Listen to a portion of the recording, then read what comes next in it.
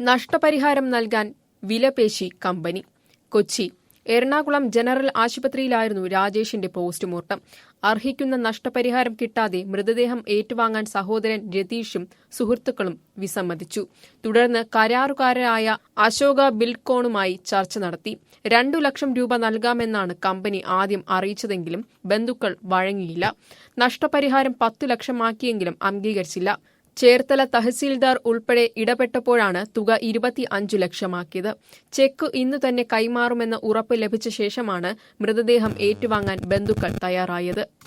കമ്പനിക്കെതിരെ നടപടി. ദേശീയപാത അതോറിറ്റി. ഗർഡറുകൾ തകർന്ന് രാജേഷ് മരിച്ച സംഭവത്തിൽ ഉചിതമായ നടപടി ഉണ്ടാകുമെന്ന് ദേശീയപാത അതോറിറ്റി അധികൃതർ വാർത്താക്കുറിപ്പിൽ അറിയിച്ചു. വിശദമായ അന്വേഷണത്തിന് വിദഗ്ധ സമിതിയെ നിയോഗിച്ചു. പ്രാഥമിക പരിശോധനാ റിപ്പോർട്ട് ലഭിച്ച ശേഷം കരാർ കമ്പനിക്കെതിരെ നടപടി സ്വീകരിക്കും. പ്രദേശത്തെ സുരക്ഷാ ക്രമീകരണങ്ങൾ ഉറപ്പാക്കിയിട്ടുണ്ട്. രാജേഷിന്റെ കുടുംബാംഗങ്ങളോട് ഖേദവും പ്രകടിപ്പിച്ചു.